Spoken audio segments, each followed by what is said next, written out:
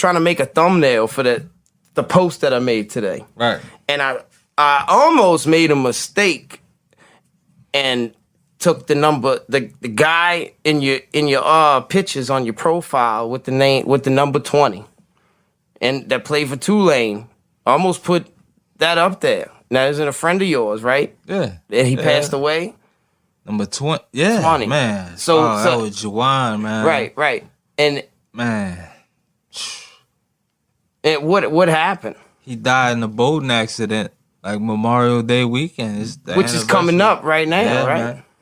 Juwan was an awesome guy. He was about 2 years older than me, man. We wound up playing against each other in the league. He was with the Texans and I was with Dallas. We played against each other, but he was just an awesome guy, He was a good friend of yours, right? I mean, y'all... Man, great friend, man. Great mentor. A guy we all looked up to. He did everything right, man.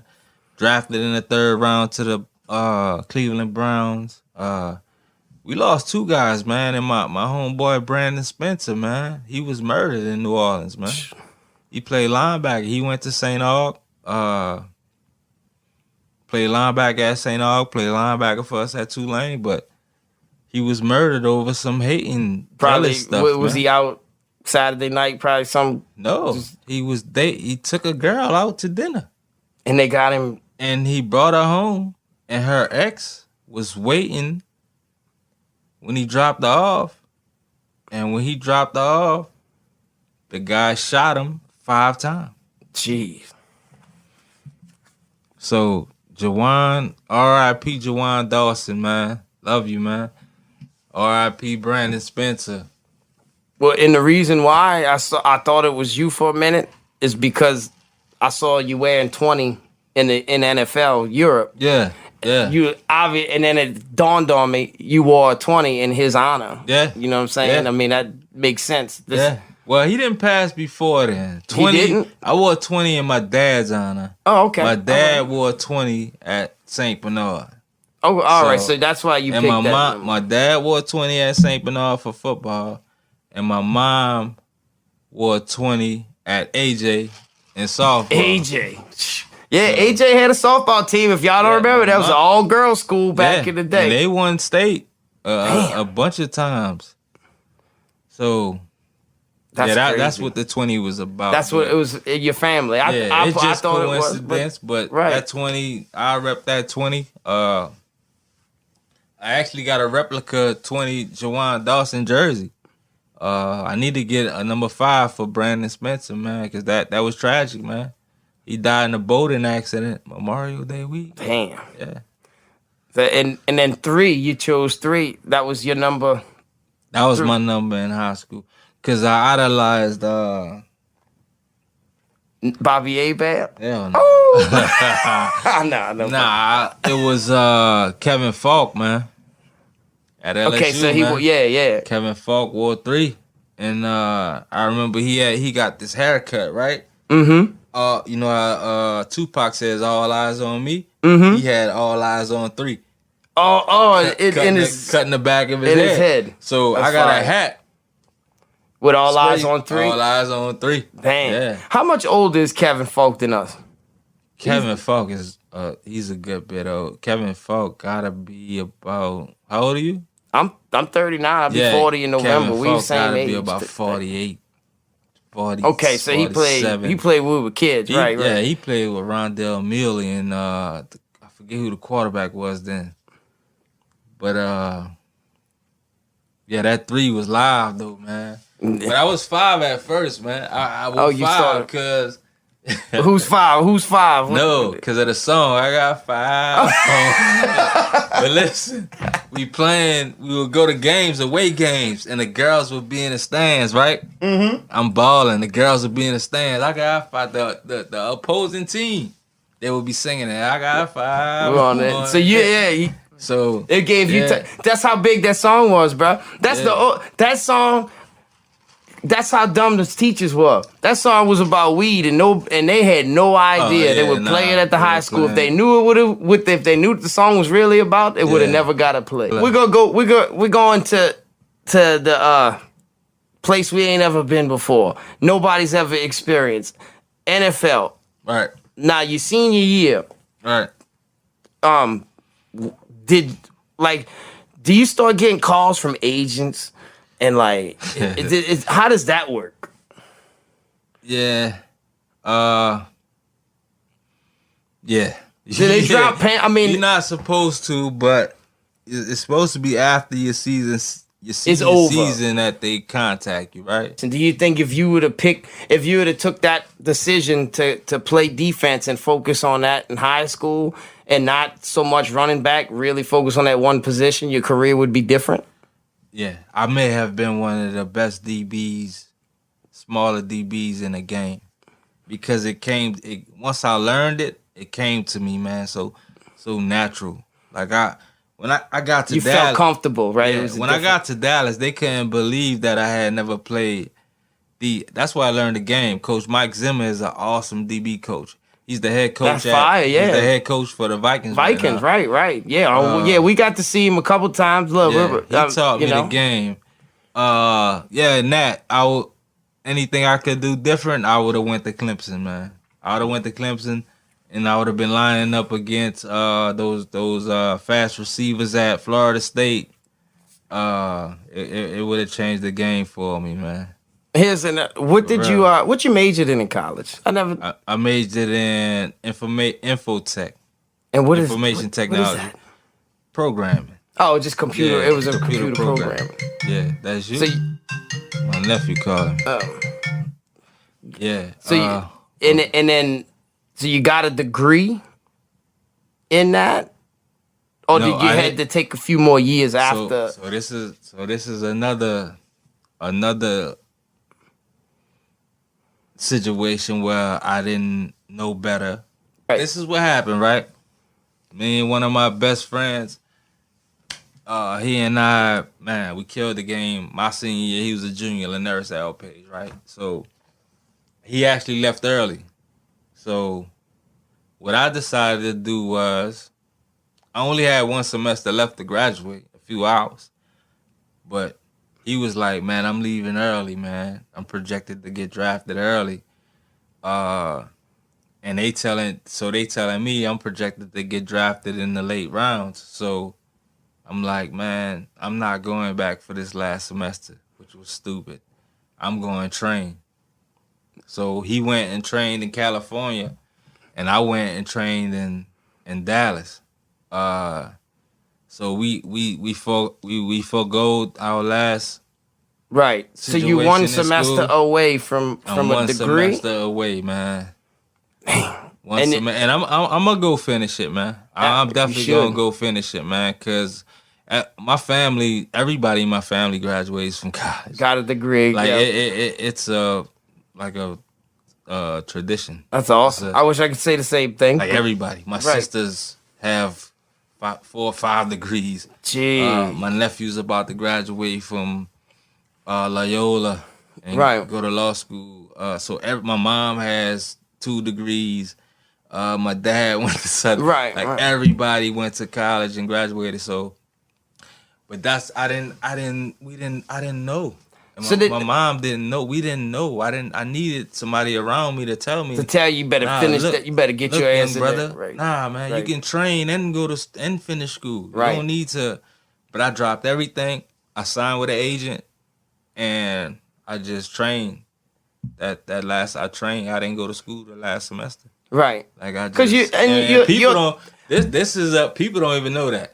Like this is that's the first time you actually said that. People don't know that. And I can think about the way you see that. Yeah. It's like you're trying to get. I could always go. It's one semester. I could always go back. And that's what you're thinking. And now what we did, how many years later, you still haven't done it yet. And that's why, people like my old principal, Mr. Serial, who I love so much, man. I love Mr. Serial.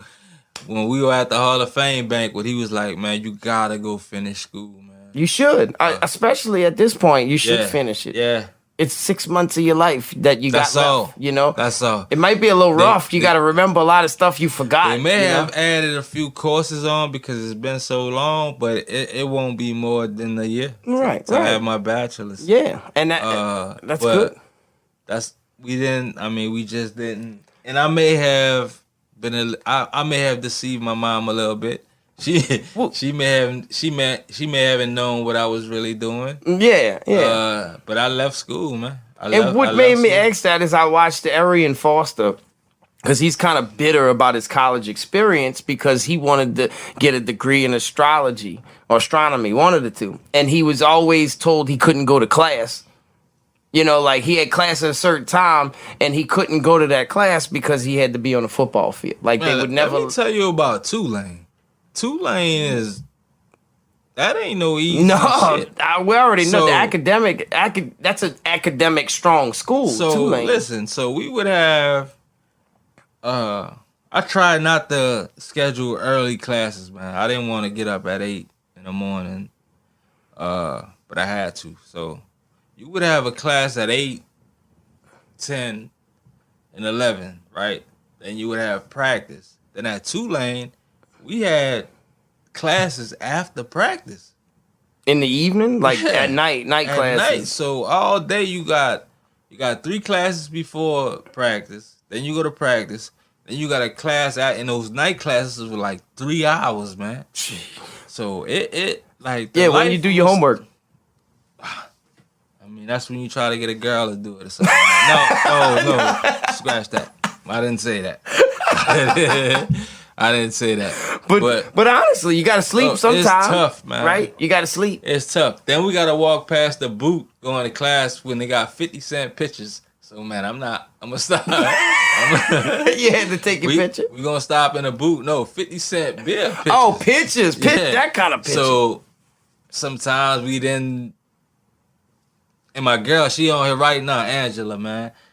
And Angela, she was on me about finishing school, man. Even when I made the team in Dallas, she was like, man, you gotta finish school, man. But I thought I was gonna play football forever. And it's just how you think when you're that age. You think you got everything figured out. Yeah, man. I remember sitting in college, like, I hated school. So, like, and you mean to tell me I could just get up and walk out? You know what I mean? I ain't gotta be. You ain't gotta. There ain't nobody gonna tell me nothing. But if football is different though, if you walk out, you gonna be. You on a scholarship, right? That's a different ball game too. You know, they mommy and daddy because they paying for you. What's up? So, I'm hitting here with the legend. This the legend, my boy Paul. The legend. Man. Speaking of legend. Ladies and gentlemen, let's shake back. Time has come when we can finally breathe together again like we've been waiting to exhale. Exhale? I've been waiting to inhale too. What better way to step into the future than tap into a blast from the past with Ricky B? Come see the New Orleans rap legend perform live with no cover charge. Saturday, June 5th at the Chalmette Battlefield Bar, 2029 Paris Road, Chalmette, Louisiana. Also performing live, Godson Music. Yeah, and yours truly, the HIGGNZ Higgnz. I repeat, performing live, Ricky B. Recently featured on the hit Netflix docuseries Hip Hop Evolution. Saturday, June 5th at the Chalmette Battlefield Bar, 2029 Paris Road, Chalmette, Louisiana. With no cover charge. New Orleans Fats and DJ Randy B on the 1s and 2s. And don't you forget it, buddy. Like, we didn't even get to the good part yet because we ain't made it to the NFL. So now you trained, right? Right. Draft comes around. Right.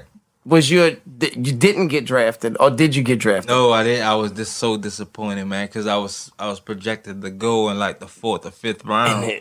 That gotta hurt, bro. But the phone's ringing, like they calling me. Oh, we thinking about taking you. So I'm getting all excited. I'm telling my mom, man, they're about to take me in this round.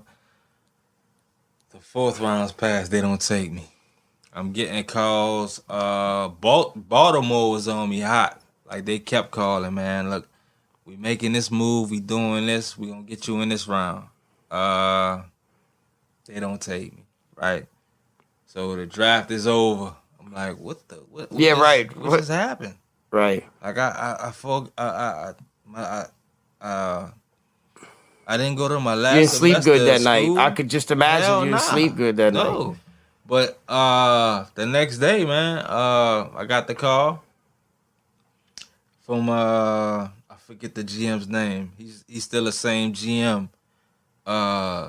He's like, man, we wanna bring you in for a workout, man. We wanna sign you. And what team is this? It's Dallas. Dallas. Yeah, Okay. we wanna sign you. Cause I had worked out for them before. I worked out for a bunch of teams. Well, man. the GM, I mean, that's Jerry Everybody- Jones, right? Didn't he?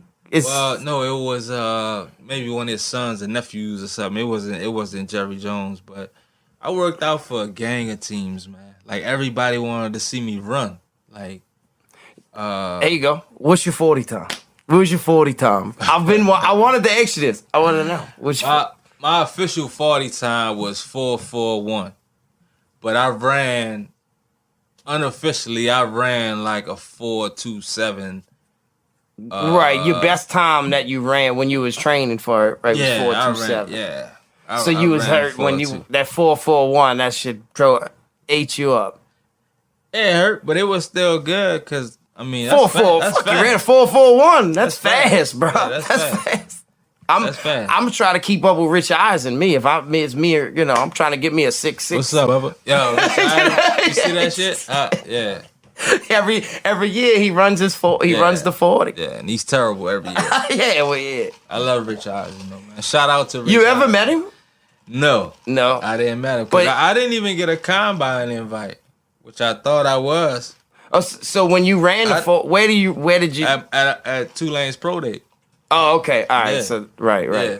But then teams would fly me out to run for them. For personal workouts. Yeah, man. And I miss that so much, man, because they will pick you up in a limo, man. They would Feed you everything, huh? Awesome, man. They would have a sign with your name on it. There. When you get off the plane, Mr. Sanchez. It's the life. I'm your It's driver. the right. It was awesome, man. People have no idea how awesome that was. And all I ever wanted to do, Paul, was have the people closest to me experience that, man. And I think a lot of people took it the wrong way, man. Like I don't know. No, I know exactly how that feels. Like, whenever I get a big show, right, and I get to be around, established artists, like I want to bring my people back there just so they could see them. You know what I mean? Right. So they could meet their fan. So they, the same thing. Like, you wanted your people to experience that. It wasn't just about you. It's like you make it, we made it. That's what you want people to feel like. Right. And that it is. It's magical. Like you want to put, like, I'm doing this not just for me. I'm doing this for everybody. I'm doing this for the neighborhood.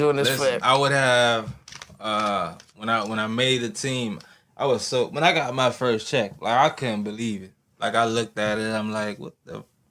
This gotta be a mistake. Like, because people think I was a practice squad guy. No, I made the actual 53-man roster. So I got game checks, bro. So when Dallas called you, next day. Yeah. And then you flew out to Dallas. Yeah. And never left at that point, right? I mean, did you make the team? Yeah, I flew out. You fly out to sign your deal, So you got to, and at that time, which is much more now, but that was 2003. At that time, I signed for league minimum, which was $250,000. So that was my first contract. Yeah, right. So that's that check, like. Yeah, I signed for $250,000. This ain't right. And I got a Nike deal. My Nike deal was about, I think, 10. You got a Nike deal?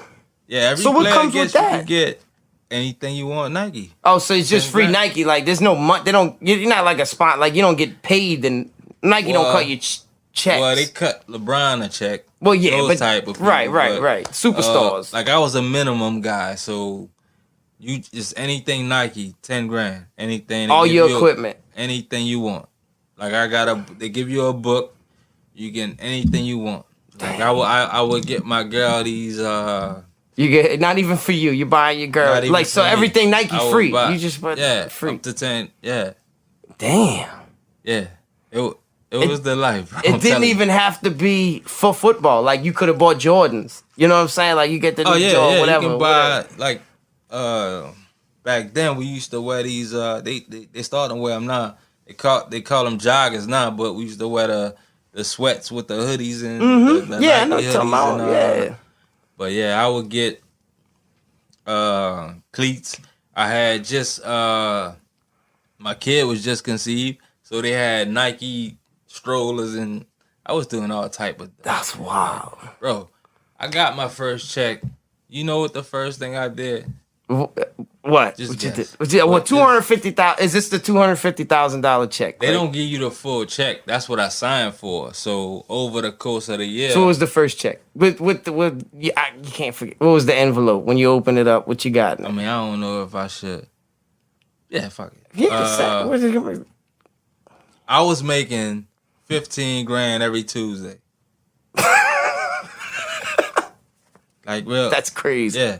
And Angela, she's on here. She can confirm that. Right. Like, I was making 15 grand every Tuesday. But you know what? The dumbest, like I said, I wasn't smart, man. So how many? Well, of course, you're you're in your early 20s. Yeah, I mean, but that's not an excuse, man. I should have did. But like you think, what can you do with that money? You didn't know how to stretch the money. So it was the first. All right, you didn't ever answer this. Look. My cousin answering it right now. We went to the Cadillac dealership. So the first thing you did was bought a brand new Cadillac. Brand new Cadillac. They had just came out. I bought a brand new Cadillac. It had 4 miles on it. Where's that Cadillac? How long you had the Cadillac for? Oh, I had it for a while. So to Katrina or whatever. Oh, all right. So was it fully paid off? I mean, because the $15,000 check, you had to but pay you got to think, I was still playing. I was still playing up until Katrina. I was still playing. After Dallas didn't renew my deal, I went straight to Detroit. So I was still playing. I didn't even know about you actually signing with Detroit. Yeah, I signed with Detroit. So. And how long you played with Dallas?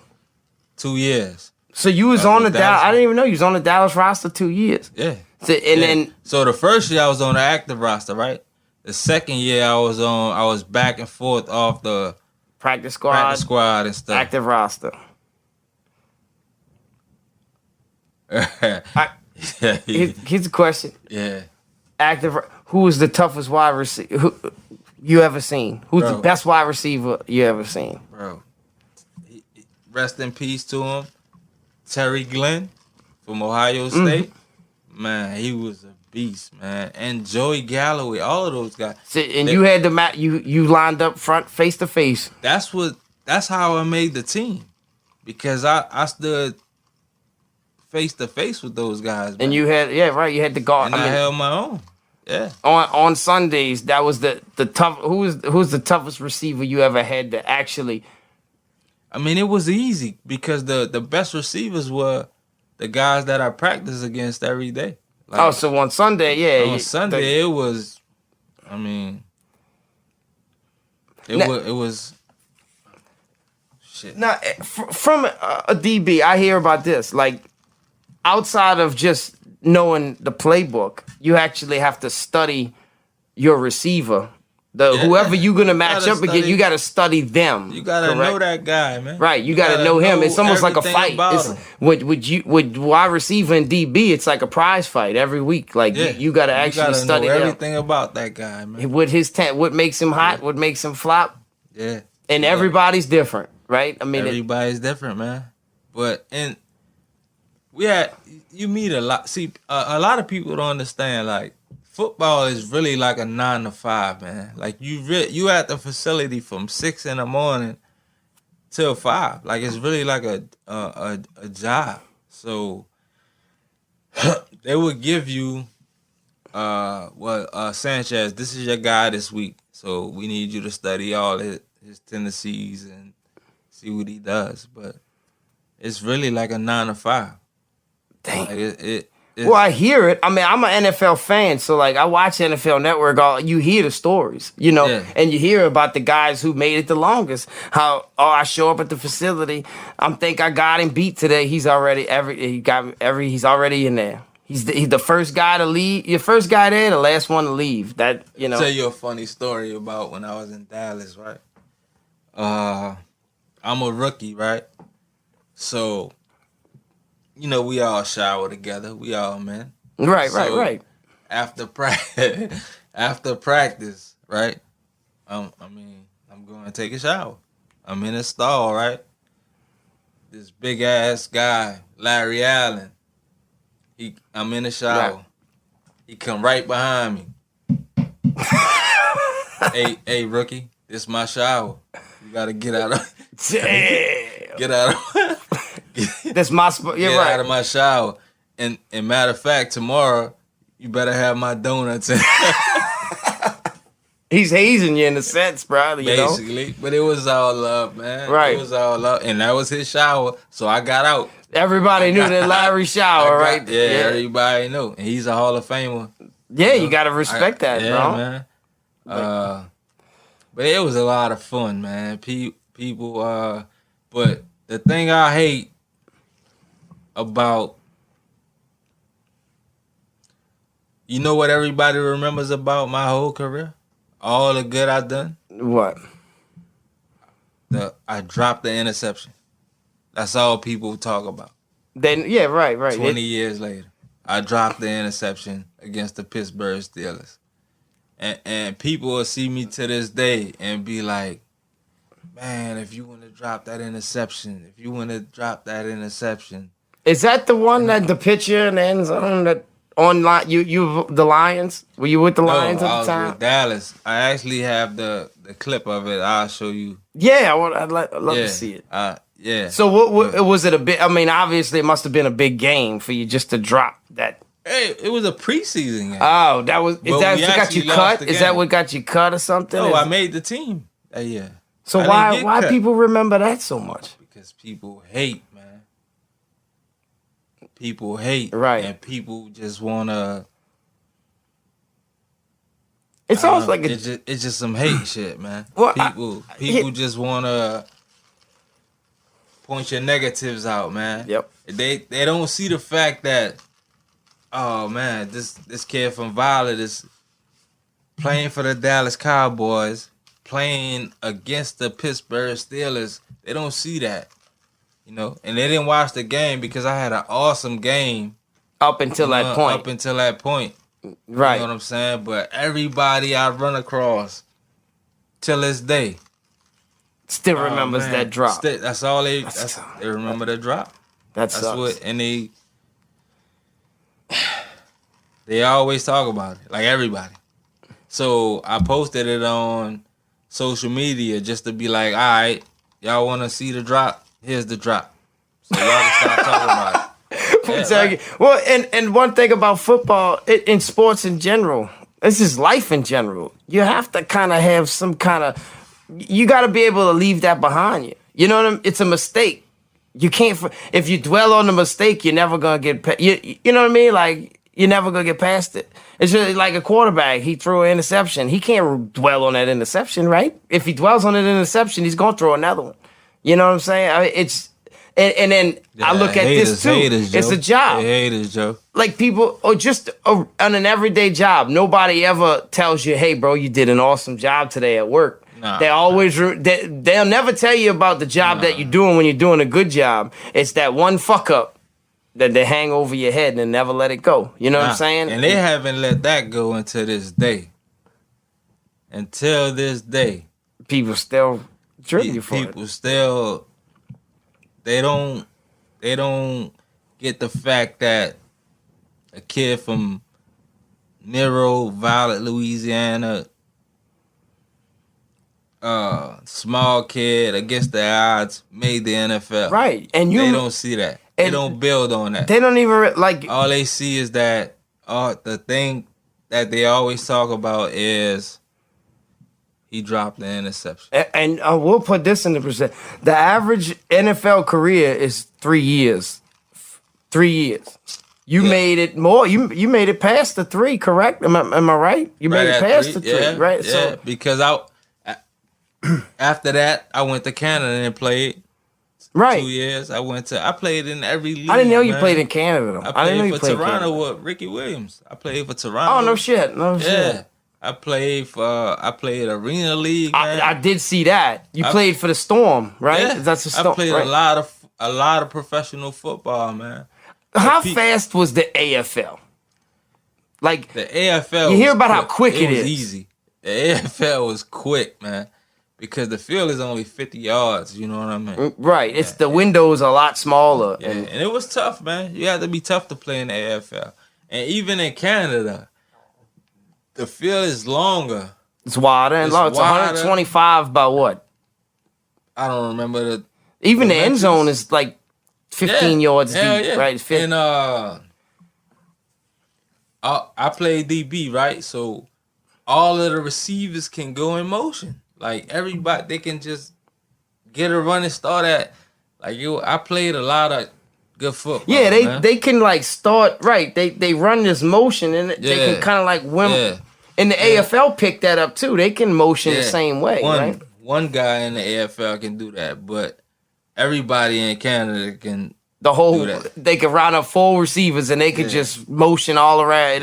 That's crazy. People they downplayed. I won the World Bowl in NFL Europe. I didn't even know that. Yeah, y'all won. So you got a trophy at home. You got. Yeah, I got a ring. Yeah, that's fine. I won the World Bowl in Europe. Cause nobody really watched it. It was during the summertime, right? And during the summertime, it was during the off season. I remember. Yeah. And I was named one of the best corners, one of the best DBs out there in the NFL Europe. Yeah, I mean, I watched it a little bit, but you know how it is. People need their superstars. They want these big names, and they never hoisted these big names up. And the NFL Europe was a developmental league, but the whole reason why the NFL did it was to try for expansion purposes. Like they were trying to get the NFL to go to Europe. It worked for a while. A lot of good guys came out of that league, like Dante Hall. Some people need a couple years to pick up. What's the quarterback's name? Which one? Kurt Warner, I think he played. Yeah, Kurt Warner played the AFL and he played out there. NFL Europe. So yeah, but just people here just hate it so much, man. Like I got words that when I got cut, like people were laughing and because they want to see you fail. They're ready to see you back in the neighborhood. Almost celebrating, yeah, and retarded. I mean, if any, that kind of depressed me, man. It sent me. I got depressed about that, man, because like I told you, I love this community so much and the people in it, right?